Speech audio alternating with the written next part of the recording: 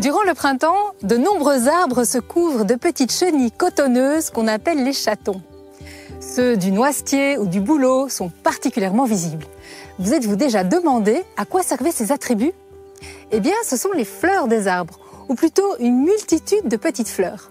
Dans la nature, pour qu'elle puisse être fécondée, la plante a besoin de disséminer son pollen, donc qui est produit par l'organe mâle, vers le pistil d'une autre fleur qui est l'organe femelle.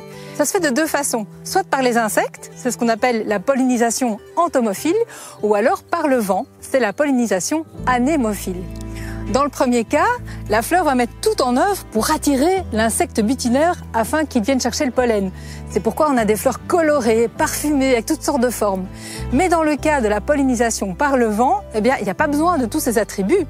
Par contre, la plante va produire une quantité importante de fleurs qui elles-mêmes vont produire une quantité énorme de pollen.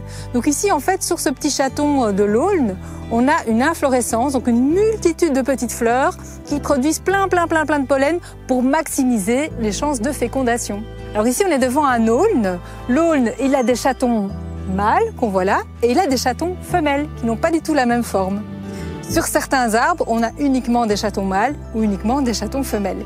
Et alors, important évidemment, tout ça, ça apparaît avant les feuilles, et ils sont positionnés un petit peu partout sur l'arbre pour être un maximum exposés au vent et être envoyés dans l'environnement pour pouvoir atteindre un organe reproducteur sur une autre plante.